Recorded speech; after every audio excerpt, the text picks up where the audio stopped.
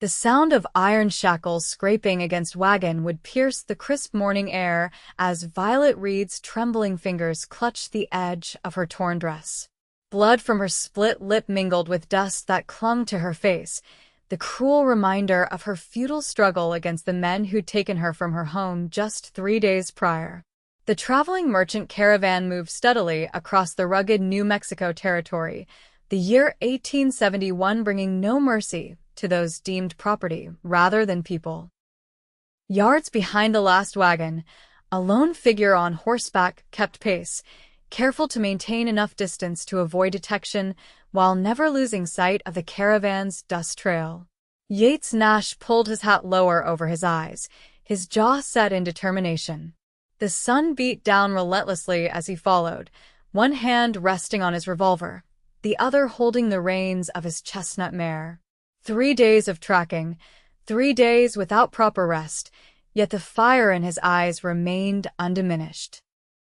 Violet had been working as a seamstress in the small frontier town of Cottonwood Springs when the raid happened. The town was still new, vulnerable, with the sheriff and most able-bodied men away investigating reports of cattle rustling. The traveling market came not to trade honestly, but to take what wasn't offered. They struck at dawn, and by the time anyone could organize resistance, they had disappeared with supplies, valuables, and 5 women, Violet among them. The merchant caravan wasn't just any traveling market, it was notorious across the territory for dealing in human lives alongside dry goods and livestock. Their leader, Edgar Holloway, had earned a reputation as merciless as he was cunning. Law enforcement across 3 territories had placed bounties on his head, yet he continued to operate with impunity, always one step ahead of justice. Violet's hands were raw from the shackles. Her auburn hair, once neatly pinned, now hung in tangled strands around her face. At 23, she had survived more hardship than most, orphaned at 16, and making her own way since. But this being treated as merchandise to be sold to the highest bidder threatened to break her spirit in ways nothing else had. "Water," she croaked to the guard riding alongside the wagon. The burly man with a scar running from his eye to his jaw barely acknowledged her existence. "Please," she added, hating the desperation in her voice. "Shut your mouth," he growled. "Merchandise doesn't speak unless spoken to." From his vantage point on a ridge overlooking the trail, Yates watched this exchange through his field glasses. His knuckles whitened around the brass rim. At 26, he'd spent 8 years as a ranch hand, 2 as a deputy, and the last year running his own small cattle operation outside Cottonwood Springs. He'd come to town that fateful morning to purchase supplies, only to find chaos and destruction. When he learned Violet had been taken, something primal awakened inside him. They weren't sweethearts, not officially, but the quiet moments they'd shared when he'd come to her shop for mending, the way her green eyes lit up when she smiled, the careful way she'd ask about his day. Those moments had built something unspoken between them, something he wasn't willing to lose. The caravan made camp as dusk settled over the land. Yates observed from a distance as the women were removed from the wagon and placed in a makeshift pen constructed of rope and stakes. Their ankles remained shackled, preventing any chance of escape. Guards were posted, bottles of whiskey passing between them as they settled in for the night. Yates retreated to a small ravine where he had left his horse. He needed rest, but more importantly, he needed a plan. Holloway's caravan consisted of 15 men, all armed and dangerous. Going in guns blazing would only get Violet and the other women killed. "Don't worry, Violet," he whispered to the stars overhead. "I'm coming for you." Morning brought commotion to the camp. Yates, who had barely slept, watched as the caravan prepared to move again. But something was different. Men on horseback approached from the east, 3 riders, well-dressed and purposeful in their approach. Through his field glasses, Yates observed the meeting between these newcomers and Holloway. Money changed hands. Then, to his horror, 2 of the women were roughly pulled from the pen. Violet wasn't among them, but the reality of what he was witnessing made his blood run cold. Holloway wasn't waiting for a formal auction. He was selling the women piecemeal to buyers along the route. The two women, sobbing and struggling, were loaded onto horses behind their new owners. Yates had to bite his knuckles to keep from crying out in rage. He couldn't help them, not without endangering Violet and the others. The knowledge would haunt him forever. As the caravan moved on, Yates altered his strategy. He couldn't wait for them to reach whatever final destination Holloway had planned. Every day, every stop could mean Violet might be sold. He needed to act sooner. Inside the wagon, Violet huddled with the two remaining women. Mary was barely older than Violet, a schoolteacher from a neighboring town. Elizabeth was older, perhaps 40, with streaks of gray in her dark hair and eyes that had witnessed too much suffering. "We need to help each other," Violet whispered, careful to keep her voice low enough that the guards wouldn't hear. "If we separate, our chances diminish." "They took Sarah and Rebecca," Elizabeth said, her voice hollow. "Just sold them like cattle." "Which is why we need to be ready," Violet insisted. "They'll stop again tonight. If there's any opportunity, any distraction, we need to be prepared to take it." Mary nodded, though fear had rendered her nearly mute since their capture. That night, the caravan made camp near a small creek. The location provided water but left them exposed in a clearing surrounded by rocky outcroppings, a tactical mistake that Yates noted immediately. The geography provided cover for approach from multiple angles. As darkness fell, Holloway's men built a fire and broke out more whiskey. Yates observed that several seemed intent on serious drinking. Their guard would be diminished as the night wore on. He waited until the moon was high, casting enough light to see by, but offering shadows for concealment.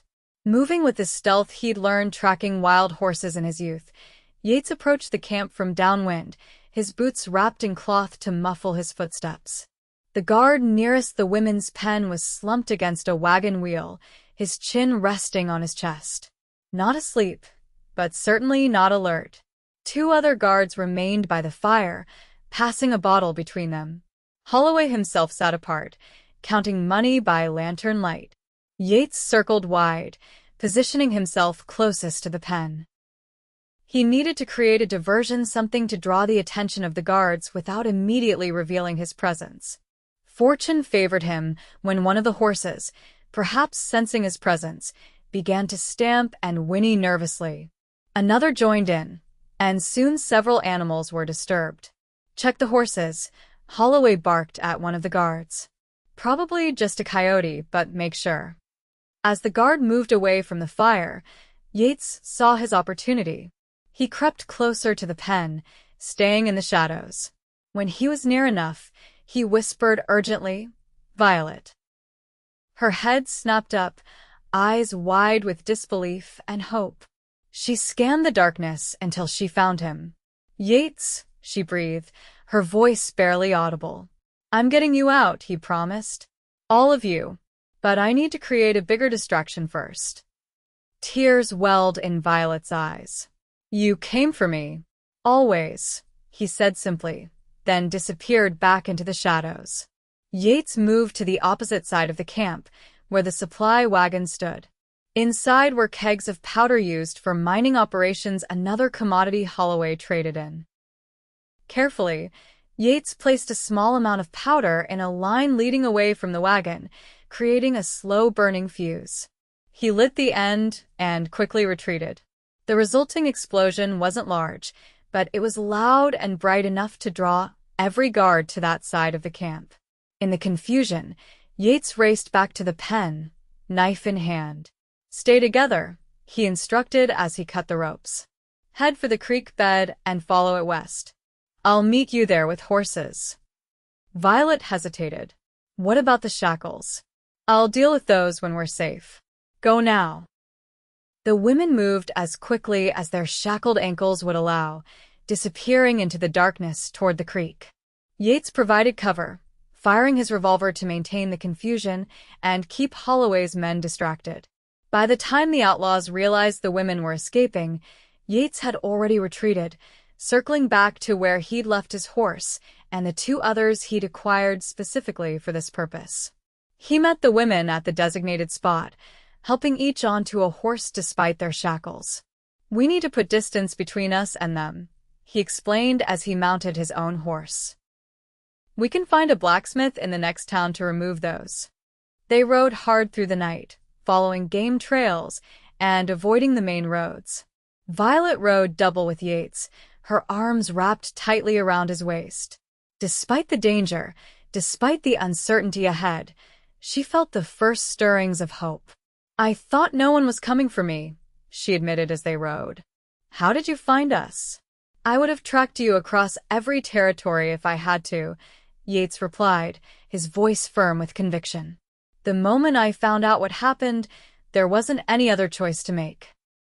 By dawn, they had put nearly 20 miles between themselves and Holloway's camp. They stopped at a small stream to rest the horses and drink. Mary and Elizabeth collapsed in exhaustion, the ordeal and the escape taking its toll. Violet remained close to Yates, as if afraid he might disappear. "They'll come after us," she said. "Holloway won't just let us go." "I'm counting on it," Yates replied grimly. "But we've got a head start, and I know these lands better than they do." His confidence should have been reassuring, but Violet had seen Holloway's ruthlessness firsthand. "He'll kill you if he finds us." "He'll try," Yates acknowledged. "But I don't scare easy, and I don't aim to let him hurt you ever again."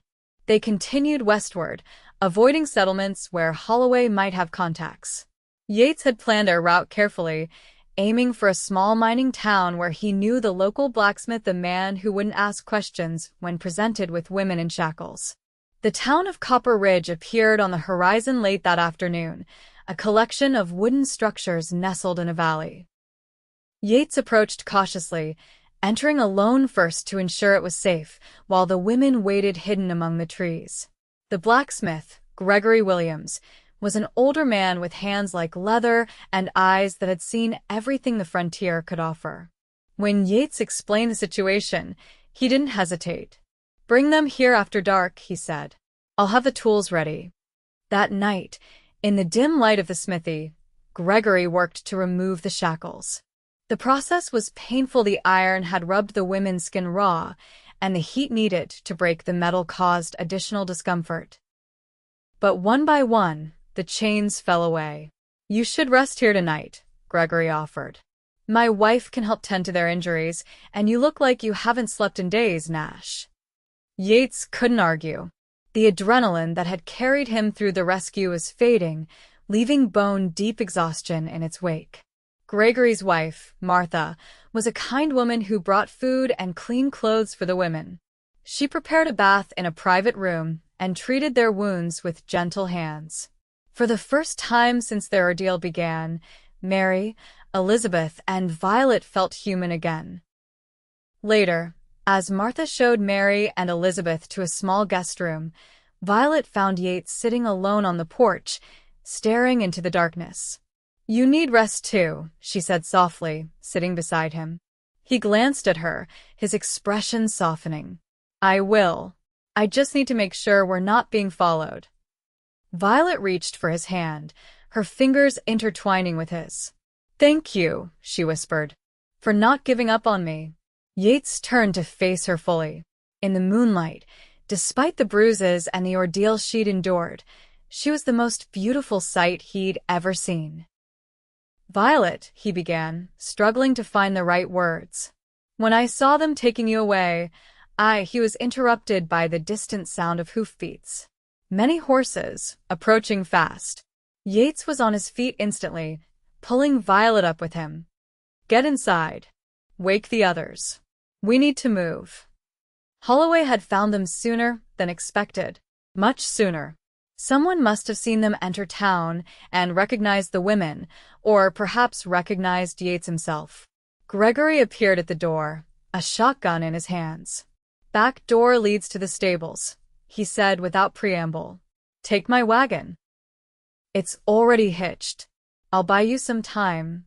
"I can't ask you to." "You didn't ask," Gregory cut him off. Now go. Martha's already getting the other women ready. Yates hesitated only a moment before nodding. I owe you, Williams. Just make sure they don't get those women back, the blacksmith replied. Minutes later, Yates was driving Gregory's wagon at breakneck speed out of town, taking a little-used trail that led into the hills. Violet sat beside him, while Mary and Elizabeth huddled in the back. Behind them, they heard shouts and then gunfire. Will they be all right? Mary asked, her voice trembling. Gregory and Martha have lived in these parts for 30 years, Yates answered, hoping his confidence wasn't misplaced. They know how to handle themselves. They traveled through the night, the rough trail making for slow progress despite their urgency. By morning, they had reached a high ridge that offered a view of the territory spread out below them.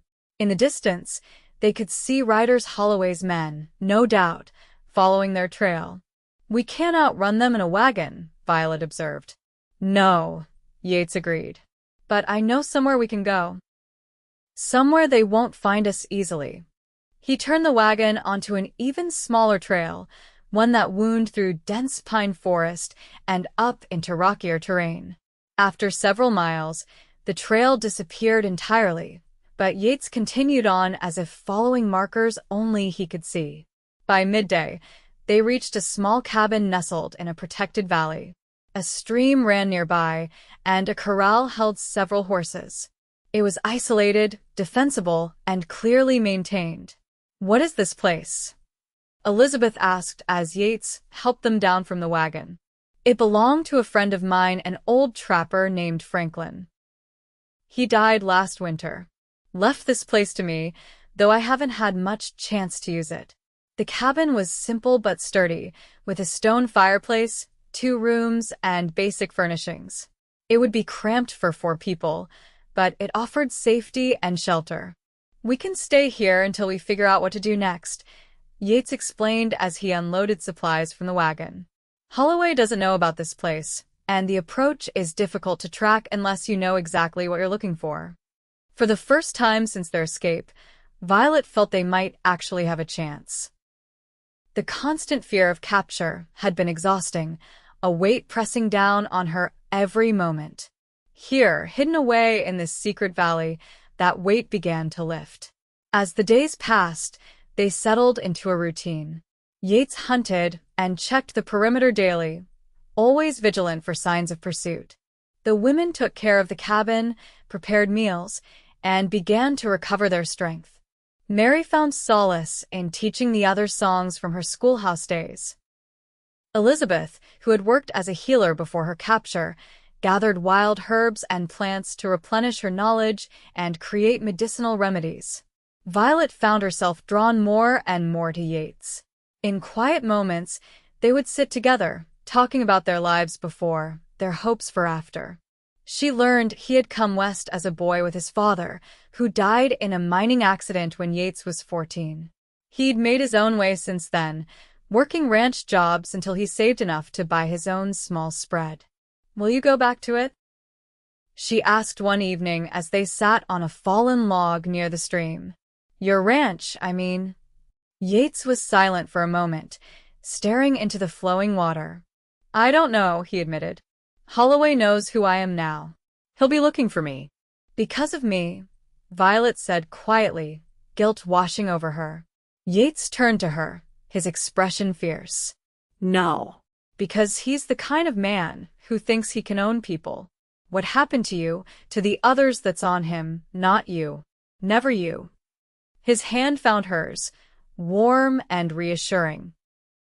Violet felt something stir within her, a feeling she had carefully guarded since losing her parents. Attachment was dangerous in a world so unpredictable, yet here, with Yates, she found herself wanting to risk it. I've been thinking, he continued, his voice softer now. Maybe when this is over, we could start somewhere new. Somewhere Holloway wouldn't think to look. Violet's heart quickened at the implication. Yates met her gaze directly. If you wanted that. I know we never really. I mean in town. We barely had a chance to. Violet leaned forward and pressed her lips to his, silencing his fumbling words.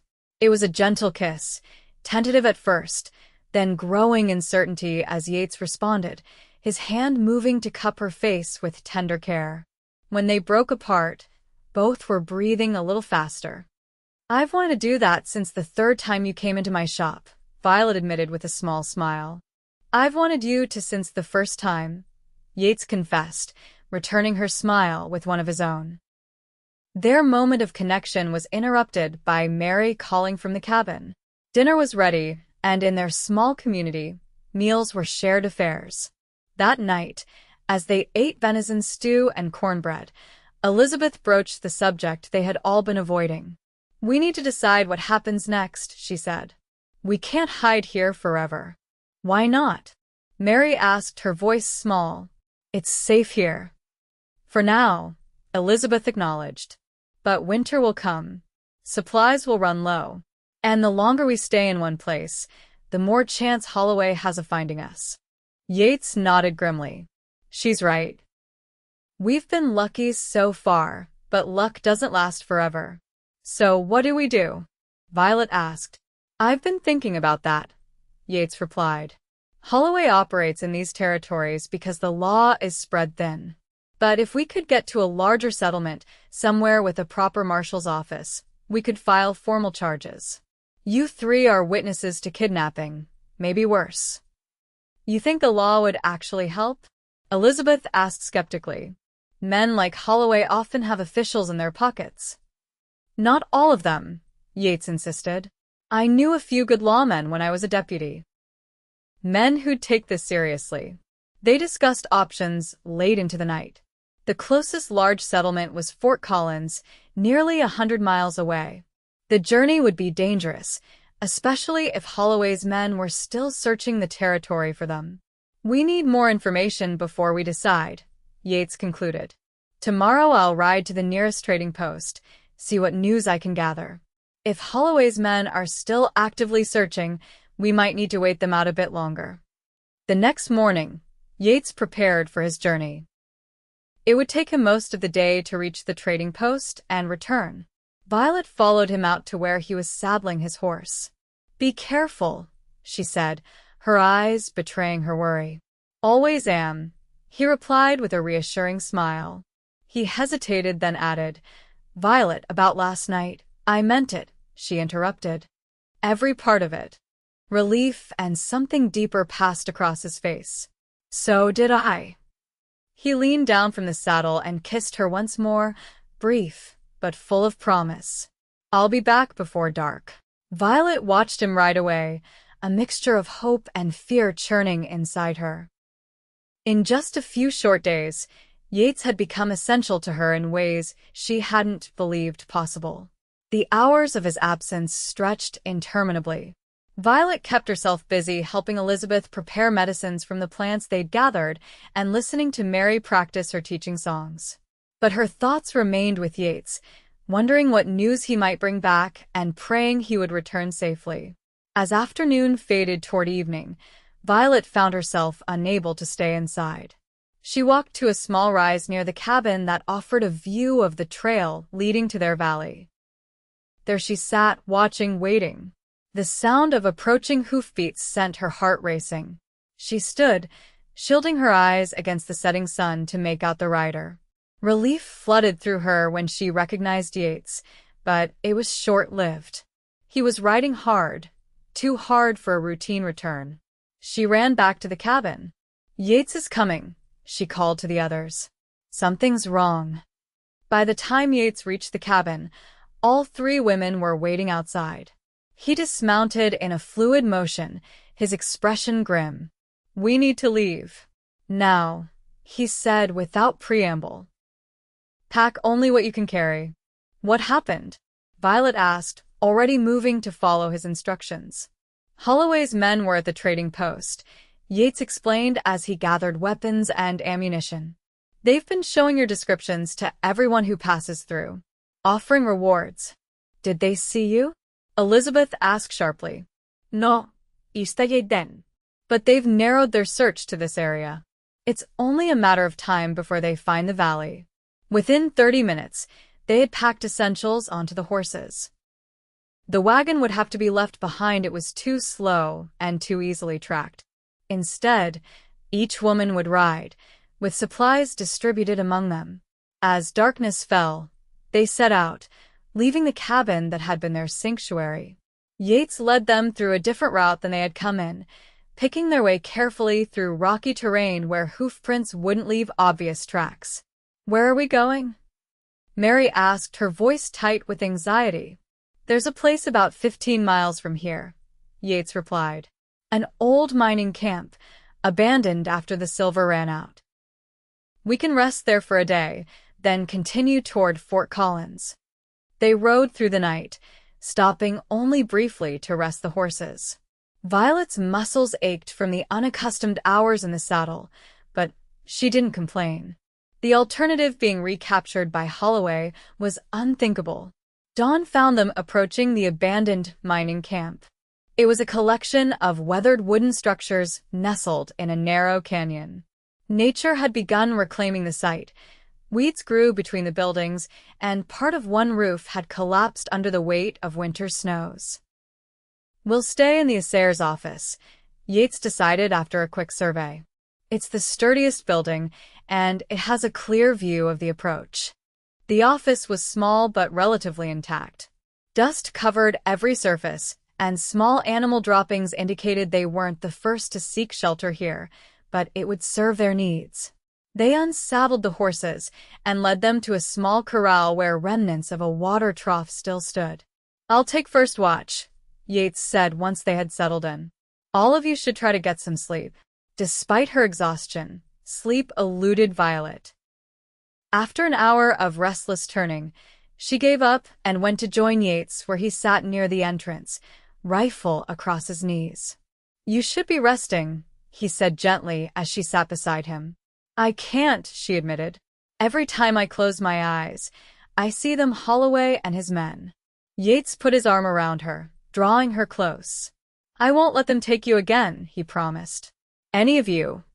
Violet leaned into his strength, finding comfort in his steady presence. "I know," she murmured, "but I'm afraid of what might happen to you because of it." "Don't worry about me," he said. Evefest vers odds. "Have you?" she asked, looking up at him. A shadow passed over his face. "Once, during my deputy days, there was a gang operating out of the Oklahoma Territory. They came through our town, shot the sheriff, shot me too." He touched his side absently. "Left me for dead while they robbed the bank." "What happened?" Violet asked, though she could guess the outcome. "I didn't die," Yates said simply. "Tracked them for 2 weeks after I healed enough to ride. Brought them to justice, or what passes for it out here." This revelation added new depth to her understanding of him. Yates wasn't just a cowboy who had decided on impulse to rescue her. He was a man intimately familiar with the harsh realities of frontier justice, who had faced death and emerged stronger. "Is that why you left being a deputy?" she asked. He nodded. "After that, I wanted something quieter. Something that was mine, that I built with my own hands." "And now you've left that behind too," Violet said softly, guilt threading through her words. "Because of me." Yates turned to face her fully. "Violet, listen to me. A ranch, a job, those things can be replaced. You can't be. When I saw those men taking you away, I realized what really mattered to me. It wasn't my land or my cattle. It was you." His words hung in the air between them, honest and unadorned.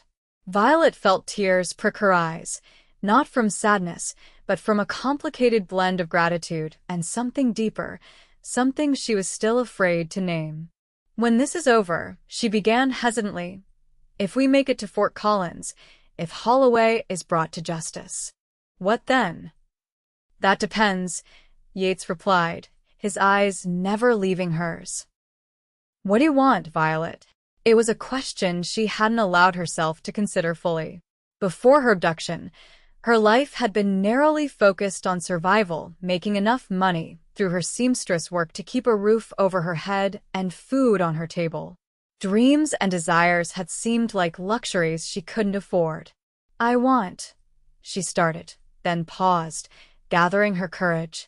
I want a chance at a real life. Not just surviving, but living. I want a home that's truly mine, not just a rented room. I want to wake up without fear. She took a deep breath. And I want you to be part of that life, if you're willing. Yates's hand found hers, his fingers interlacing with her own. I'm more than willing, he said softly. That's what I want too, Violet. A life with you. In that moment, surrounded by danger and uncertainty, a spark of hope kindled between them, a promise of a future worth fighting for. Their quiet conversation was interrupted by a sound from outside, a horse nickering in response to something beyond their view. Yates was instantly alert, rifle raised as he moved to the window. Stay low, he instructed, scanning the approach to the canyon. Wake Elizabeth and Mary. Tell them to be ready to move. Violet did as he asked, her heart racing as she roused the other women and relayed Yates's warning. They gathered their few belongings with practiced efficiency, fear lending speed to their movements. Yates remained by the window, his body tense as he watched. Riders, he reported grimly. 4 of them. Moving slow, like they're tracking. Holloway's men? Elizabeth asked, her voice steady despite the danger. Most likely. Yates moved away from the window. We need to go out the back. There's a trail that leads up the canyon wall. It's steep, but if we can reach the ridge, we can lose them in the pine forest beyond. They slipped out through a rear door, leading the horses quietly behind the buildings toward the canyon wall. The trail Yates had mentioned was barely visible, a narrow path that zigzagged up the steep incline. It's an old miner's path, Yates explained in hushed tones. Used to be a lookout point up there. They had just started up the trail when a shout echoed through the canyon. Tracks here. Fresh ones.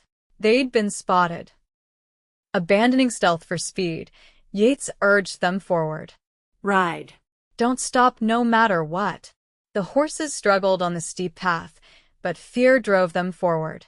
Gunshots rang out behind them, bullets splintering rock and wood around them. Violet clung to her saddle, ducking low as they climbed higher. Yates fell back, providing covering fire with his rifle. Keep going, he shouted to the women. I'll hold them off. Violet's heart seized with terror at the thought of leaving him behind. Yates, no. Go, he insisted. I'll catch up.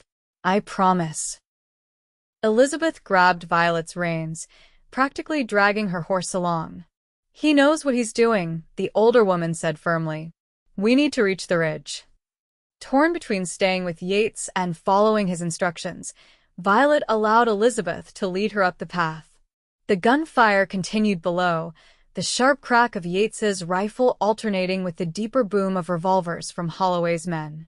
When they reached the ridge, Violet immediately turned her horse, ready to go back for Yates. But before she could, she saw him racing up the path, his horse pushed to its limits as bullets kicked up dust around him. Go, he shouted as he approached. Into the trees. They plunged into the dense pine forest beyond the ridge.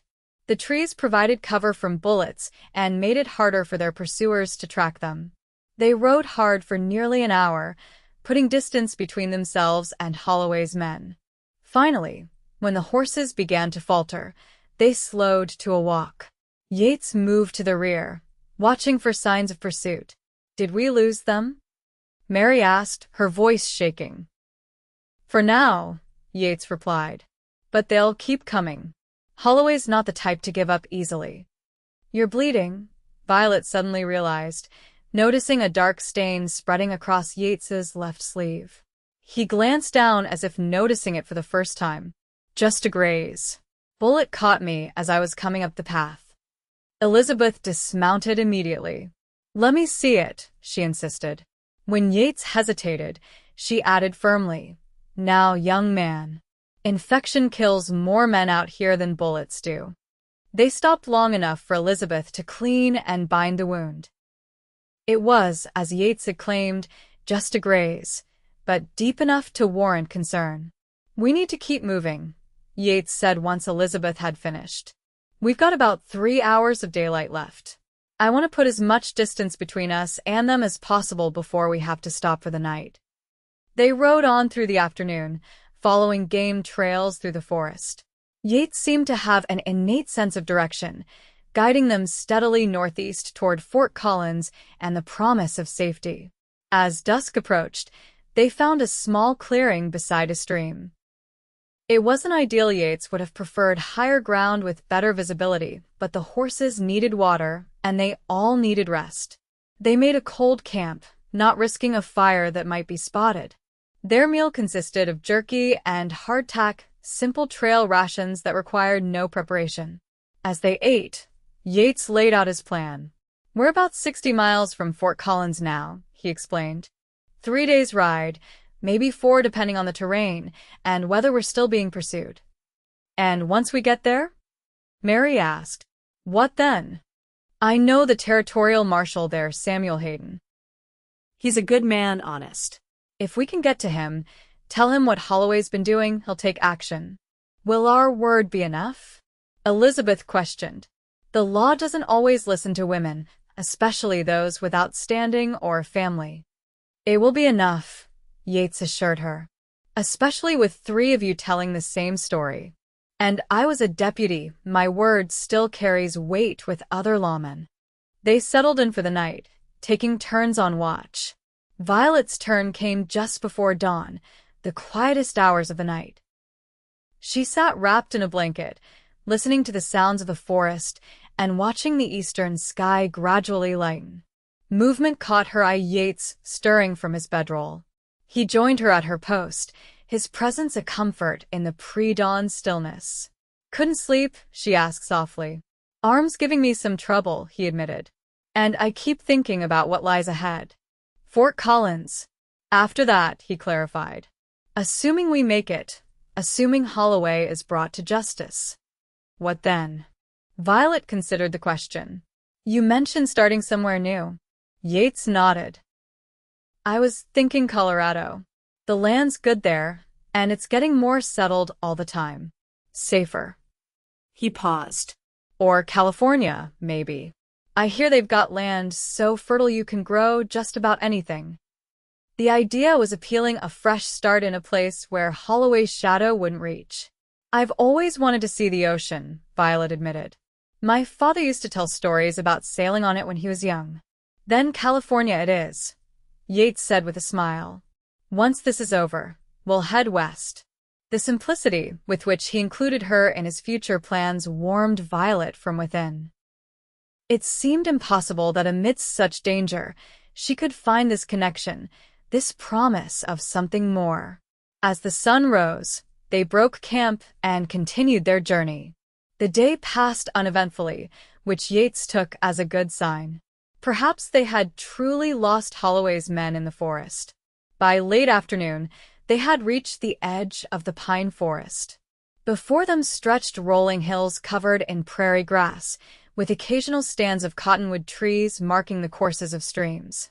In the far distance, the outlines of mountains were visible against the horizon. "We're making good time," Yates observed as they paused to rest the horses. "If we keep this pace, we could reach Fort Collins in 2 days rather than 3. The open terrain made them more visible, but also allowed them to travel faster. They rode until twilight, making camp in a hollow beside a small creek. This time, Yates allowed a small fire, judging the risk of detection worth the comfort it provided.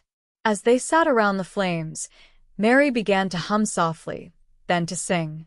Her voice was sweet and clear, carrying easily in the still night air. It was a song about home, about returning to loved ones after long absence. Elizabeth joined in, her deeper alto complementing Mary's soprano. Violet watched Yates across the fire. His face, illuminated by the flickering light, was relaxed for the first time in days. When he caught her looking, he smiled, a genuine smile that reached his eyes. In that moment, despite all they had endured and all that still lay ahead, Violet felt a profound sense of rightness. Whatever happened, whatever challenges they faced, she knew with certainty that her place was beside this man who had risked everything to save her. The next morning dawned clear and bright. They set out early, hoping to cover significant distance before the heat of the day made travel uncomfortable for the horses. Around midday, they crested a hill and saw in the distance a small settlement, just a few buildings clustered around what appeared to be a stage station. Reynolds Station, Yates identified it. It's a regular stop on the stage route between Denver and Cheyenne. Is it safe? Elizabeth asked cautiously. Yates considered the question. As safe as anywhere. The station master is a former Army sergeant named Wilkins. Honest sort, from what I've heard. We could rest the horses, maybe get some proper supplies. The decision made, they approached the station. It consisted of a main building that served as both ticket office and dining room, a stable for changing the stage horses, and a small mercantile. A few scattered houses completed the settlement. As they rode in, a burly man with a magnificent gray mustache emerged from the main building. "Welcome to Reynolds Station," he called. "Stage isn't due till tomorrow, if you're waiting for it." "Just passing through," Yates replied. "Looking to rest our horses and maybe buy some supplies." The man, presumably Wilkins, nodded. "Stable's open. 2 bits per horse. Mercantile's got what you need, though selection's limited this far from anywhere." They dismounted, leading the horses toward the stable. Violet noticed Wilkins studying them with interest, his gaze lingering on the women. Not in a predatory way, but with curiosity. 3 women and 1 man traveling together was unusual enough to draw attention. Inside the stable, as they unsaddled the horses, Yates spoke quietly. "We should be careful what we say here. No mention of Holloway or why we're traveling." "You think someone might recognize us?" Mary asked nervously. "It's possible. Word travels fast out here, and Holloway has a wide reach." He turned to Violet. "Maybe you and Elizabeth should handle the shopping while Mary and I see to the horses. The fewer of us seen together, the less memorable we'll be." Violet and Elizabeth made their way to the mercantile, a small building stocked with an eclectic assortment of goods. The proprietor, a thin woman with sharp eyes, watched them as they selected basic supplies: coffee, sugar, flour, more ammunition for Yates's rifle. "Don't get many women travelers through here," she commented as she tallied their purchases. "You with that group that came through last week? The ones headed to that new settlement up north?" "No," Elizabeth replied smoothly. "We're traveling to Fort Collins to visit my sister. She's expecting her first child." The woman nodded, apparently satisfied with this explanation. "Road's been busy lately. Had some rough-looking fellas through here just yesterday, asking about travelers heading east." Violet's heart skipped a beat, but she kept her expression neutral. "Oh, what sort of travelers were they looking for?" "Didn't say specifically," the woman replied. "But they were offering good money for information. $10 just for word of anyone unusual passing this way."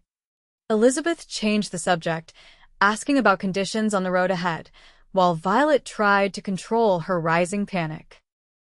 Holloway's men had been here, just a day ahead of them. They were still searching, still hunting. When they returned to the stable, Violet pulled Yates aside, relaying what they had learned.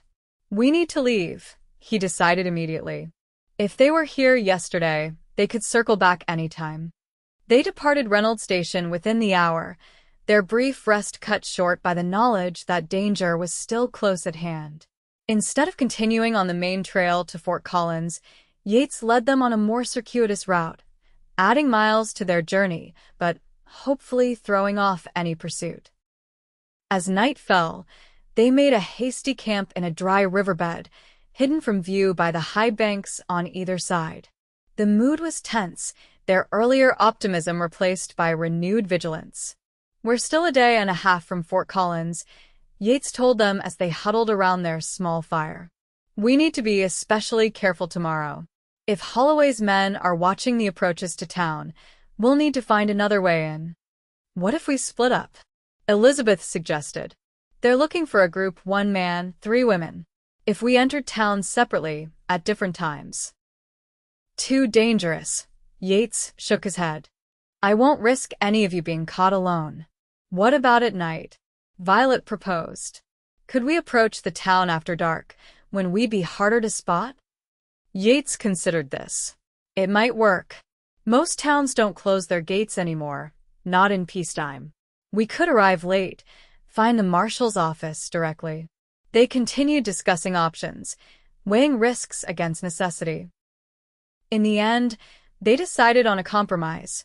They would approach Fort Collins at dusk, timing their arrival for that transitional period when visibility was poor but businesses were still open. The next day passed with agonizing slowness. They traveled cautiously, avoiding the main trails and keeping to cover wherever possible. Every distant rider, every plume of dust on the horizon brought a spike of fear. By late afternoon, they had reached a ridge overlooking the broad valley where Fort Collins lay. From their vantage point, they could see the town spread out below, larger than Cottonwood Springs, with proper streets and substantial buildings. The sight of civilization, of safety so near yet still beyond reach, was both heartening and daunting. They waited in the shelter of a grove of trees until the sun began its descent toward the western mountains. As shadows lengthened across the valley, Yates outlined their final approach. We'll ride in from the south along the river, he explained. The marshal's office is on Front Street, near the center of town. Once we're there, we stay together until we find Marshal Hayden. The plan was simple by necessity. They had no way of knowing what reception awaited them in Fort Collins, whether Holloway's influence extended even here. As the light faded from gold to purple, they began their descent into the valley. The town's windows were lighting up one by one, warm squares of yellow against the gathering darkness. Smoke rose from chimneys, carrying the scent of cooking meals. They approached along the riverbank as planned, the sounds of the water masking the noise of their horses' hooves. The outskirts of town were quiet, with only occasional pedestrians who paid them little mind. As they turned onto Front Street, however, Violet felt a prickling sensation between her shoulder blades and instinctive awareness of being watched. She glanced around nervously, but saw nothing unusual in the evening shadows. The marshal's office was a sturdy brick building with a lantern burning outside. As they approached, the door opened, and a man stepped out onto the boardwalk. He was tall and broad-shouldered, with a neatly trimmed beard and a marshal's star pinned to his vest. Yates drew his horse to a stop. Marshal Hayden? The man looked up, surprise registering on his face as he recognized Yates. Nash? Yates Nash? What in blazes are you doing here? We need your help, Sam, Yates replied, dismounting quickly. These women were kidnapped by Edgar Holloway's traveling market. We've been on the run for nearly 2 weeks now. Marshal Hayden's expression darkened at the mention of Holloway. Get inside, he said tersely. All of you. Now. They hurried into the marshal's office, a sparse but orderly space with a desk, gun rack, and several cells at the back. Hayden locked the door behind them and drew the curtains over the windows. Holloway, he spat the name like a curse. Been trying to build a case against him for years.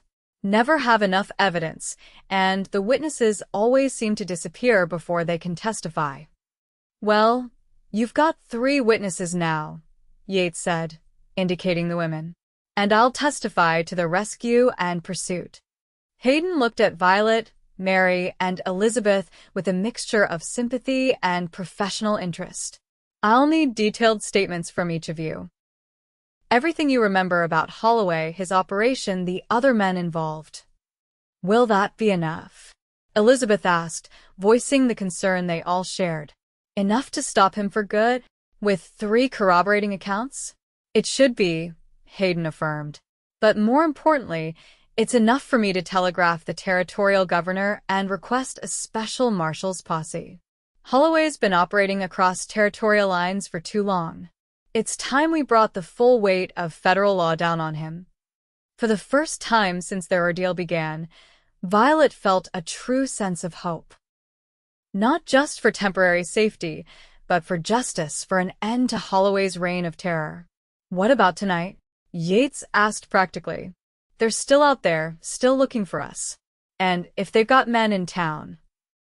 I've got a deputy watching the jail, Hayden replied. But you're right, it's not secure enough. He thought for a moment, then continued. My sister runs a boarding house on Walnut Street. Not the kind of place Holloway's men would think to look. I'll take you there myself. Within the hour, they were settled in the boarding house, a neat, three-story building run by Sarah Hayden, a no-nonsense widow who asked no questions when her brother arrived with 4 tired travelers. She provided rooms, hot water for bathing, and a late supper served in the privacy of a small parlor. As they ate their first proper meal in days, Marshal Hayden outlined what would happen next. I'll take your statements first thing in the morning. Then I'll telegraph the governor in Denver and the federal marshal's office. With any luck, we'll have authorization for a posse within a day or two. What about Holloway's men? Violet asked. If they're still in the area. I'll put the word out to my deputies and trusted townsfolk to keep watch, Hayden assured her. Fort Collins isn't some lawless outpost. We've got procedures for dealing with troublemakers. After Hayden left, promising to return in the morning, the 4 of them remained in the parlor, reluctant to separate even for sleep. The boarding house was comfortable and secure, yet the habit of vigilance was hard to break. I can hardly believe we made it, Mary said softly. There were moments I was sure we wouldn't. Elizabeth reached over to pat her hand. But we did, thanks to Yates, and to our own strength. Violet looked at Yates, finding him already watching her with an expression that made her heart flutter. What will you do? She asked him. After this is over, I mean. That depends, he replied, his eyes never leaving hers. On what certain other people might be planning. Elizabeth stood, tactfully tugging Mary to her feet as well. I believe we should get some rest. Tomorrow will be another long day. As they left, closing the parlor door behind them, Violet and Yates found themselves alone for the first time since their brief conversation by the campfire. The silence between them was charged with unspoken words and possibilities. I meant what I said before. Yates finally spoke. About California. About starting somewhere new. Together, Violet added softly. Together, he confirmed, reaching across the table to take her hand. If that's what you want.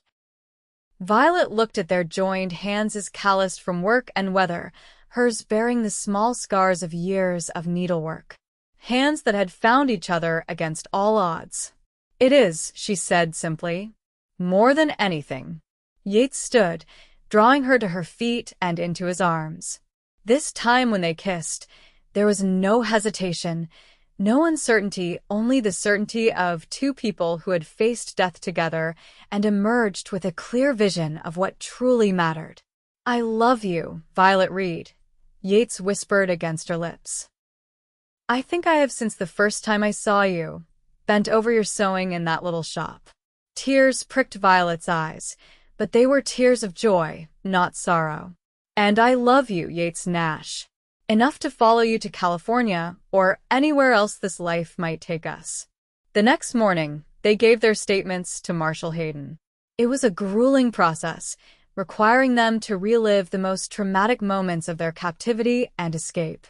But there was catharsis in the telling, in knowing that their words would help bring Holloway to justice. Hayden wasted no time. By noon, he had telegraphed both the territorial governor and the federal marshal's office. By evening, he had his answer authorization to form a special posse with the power to pursue Holloway across territorial lines. We'll head out tomorrow, he told them when he returned to the boarding house. I've got 10 good men ready to ride, all experienced lawmen or military veterans. I'm coming with you, Yates stated, his tone brooking no argument. Hayden nodded, having expected this. I was counting on it. You know his methods better than anyone else right now. Violet felt a cold knot of fear form in her stomach at the thought of Yates riding out to confront Holloway. She had just found him, just acknowledged what he meant to her. The idea of losing him now was unbearable. Later, in the small garden behind the boarding house where they had sought a moment of privacy, she voiced her fears. What if something happens to you? Yates took her hands in his. Holloway is dangerous, yes. But he's also a coward at heart. Men like him don't stand and fight when the odds aren't in their favor. And with Hayden's posse, the odds will definitely not be in his favor. Promise me you'll be careful, Violet insisted. Promise me you'll come back.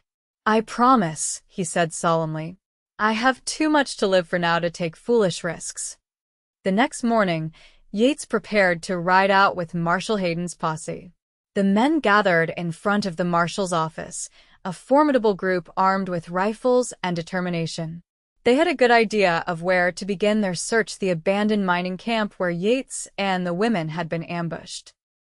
As Yates checked his saddle and weapons one last time, Violet approached. She had something in her hands, a small fabric pouch attached to a leather cord.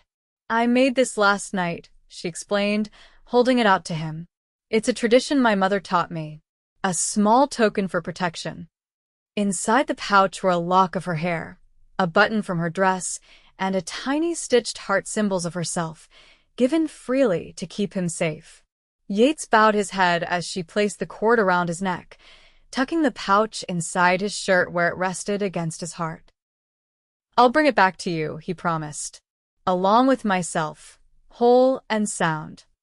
Their goodbye was brief but intense, a kiss that had to contain all their hopes and fears, all their newfound love.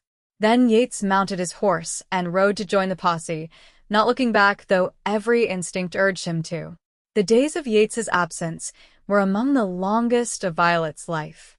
She, Mary, and Elizabeth remained at the boarding house, gradually recovering their strength and spirits.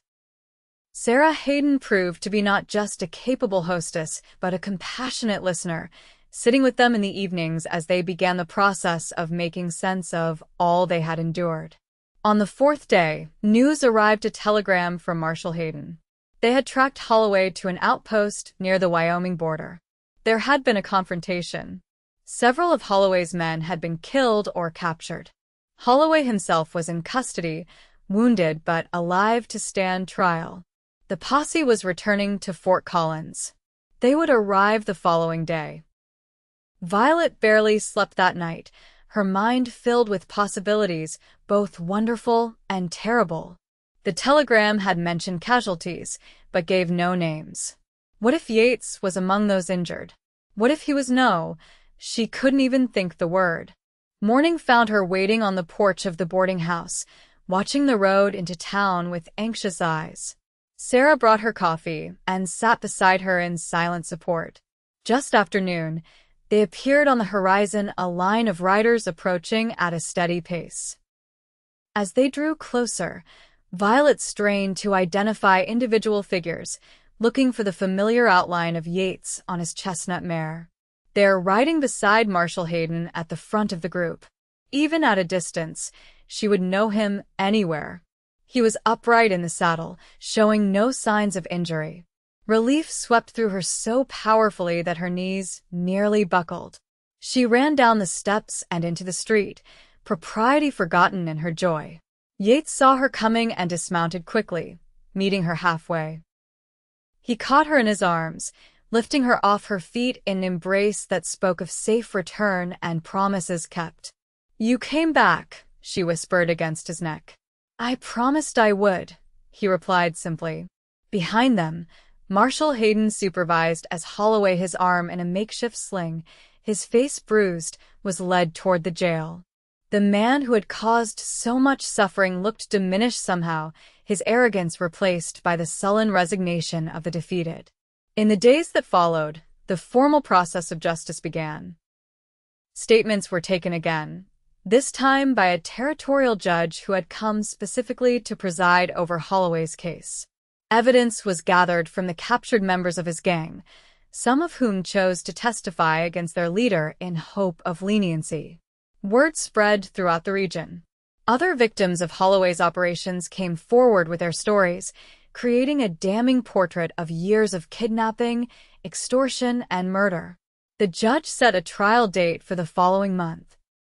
Violet, Mary, and Elizabeth would need to testify, but the prosecutor assured them that with the overwhelming evidence already assembled, Holloway's conviction was all but certain. "What happens now?" Violet asked Yates as they walked along the river that flowed past Fort Collins. "While we wait for the trial?" "That's up to you," he replied. "We could stay here in town. Sarah's offered to let us keep our rooms at the boarding house for as long as we need." "And after the trial? When Holloway is convicted?" Yates stopped, turning to face her. The setting sun gilded his features, highlighting the earnestness in his expression. "I've been thinking about that. About California. You still want to go?" Violet asked. "More than ever," he confirmed. "But I was thinking we might make a stop first." "Where?" "Cottonwood Springs." He took her hands in his. "There's a small church there. A preacher who owes me a favor." His eyes held a question, a hope. Violet's heart swelled with understanding and joy. "Are you asking me to marry you, Yates Nash?" "I am," he replied, his voice steady despite the vulnerability in his eyes. "I know it hasn't been long, and most would say we're rushing. But after everything we've been through, I don't want to waste another day pretending I don't know exactly what I want." "And what is it that you want?" Violet asked softly, though she already knew the answer. "You," he said simply. "A life with you, wherever that might lead us." Violet stepped closer, her hands moving to frame his face. "Yes," she whispered. "Yes, I'll marry you." The kiss they shared was a covenant, a promise more binding than any spoken vow. Around them, the river flowed on toward distant horizons, much as their lives would now flow together toward a shared future. 2 weeks later, they returned to Cottonwood Springs. The town was recovering from Holloway's raid, buildings repaired, life returning to its normal rhythms. They were welcomed as heroes, the story of Yates's pursuit and the women's escape having preceded them. In the small white church at the edge of town, Violet and Yates exchanged vows before a congregation of well-wishers. Elizabeth and Mary stood as Violet's witnesses, while Marshal Hayden had ridden from Fort Collins to stand beside Yates. Violet wore a dress of pale blue, sewn by her own hands during the quiet evenings at the boarding house. Yates wore the only suit he owned, freshly pressed for the occasion. Their words were simple but heartfelt, promising to stand by each other through whatever joys and sorrows life might bring. As they walked back down the aisle as husband and wife, Violet caught sight of the fabric pouch still hanging around Yates's neck, visible now at the open collar of his shirt. She reached up to touch it gently, a reminder of all they had overcome to reach this moment. "Still keeping you safe," she murmured. "Always will," he replied, covering her hand with his own. The trial of Edgar Holloway became a landmark case in the territorial courts. With testimony from multiple victims and former gang members, the verdict was never in doubt. He was sentenced to hang, a fate many felt was too merciful given his crimes. For Violet and Yates, however, the conclusion of the trial meant freedom from fear, freedom to begin their journey west. With money from the sale of Yates's small ranch, they purchased a wagon, supplies, and a small herd of cattle to start their new life. Mary chose to remain in Fort Collins, accepting a position as a teacher in the growing town. Elizabeth, surprising them all, agreed to accompany the Nashes to California. Her skills as a healer would be valuable wherever they settled, and she had developed a maternal fondness for both Violet and Yates during their shared ordeal. Their westward journey was long, but filled with promise rather than peril. Each mile took them further from the shadows of their past and closer to the future they had chosen together. California welcomed them with open skies and fertile land. They settled in a valley north of San Francisco, where the soil was rich and the climate mild. Yates built a house with his own hands larger than he had originally planned when Elizabeth decided to build her healer's cabin on their property. Violet planted a garden that first spring, coaxing flowers and vegetables from the generous earth. By summer, she had news to share with Yates, news that brought tears of joy to his eyes as he placed a gentle hand over her still, flat stomach. "A family," he whispered in wonder. "Our family." Their daughter was born the following winter, a healthy child with her mother's green eyes and her father's determined spirit. They named her Hope, a testament to what had sustained them through their darkest moments. As the years passed, their homestead grew and prospered. A son joined their family, then another daughter. Elizabeth became Aunt Beth to the children, her wisdom and stories a cherished part of their upbringing. Occasionally, news would reach them from the territories they had left behind. Marshal Hayden wrote to inform them of Mary's marriage to a young doctor in Fort Collins. Later, he shared news of his own retirement and his pride in seeing the frontier slowly tamed by law rather than force. On cool evenings, Violet and Yates would sit on the porch of their home, watching their children play in the yard that stretched toward distant mountains. Sometimes they would speak of the past, of the desperate journey that had brought them together. More often, they would simply enjoy the peaceful present, secure in the life they had built from the ashes of trauma and fear. "Do you ever regret it?" Violet asked one such evening, 20 years after they had first arrived in California. "Leaving everything behind to follow me?" Yates took her hand, his touch as reverent now as it had been when they were young. The years had added silver to his hair and lines around his eyes, but his gaze when he looked at her remained unchanged, full of love and certainty. "Not for a single moment," he replied. "You're the best decision I ever made." As the sun set over their land, casting long shadows across the fields where their cattle grazed and their crops grew tall, Violet leaned against her husband's shoulder, content in the knowledge that some journeys, no matter how they begin, can lead to exactly where you're meant to be.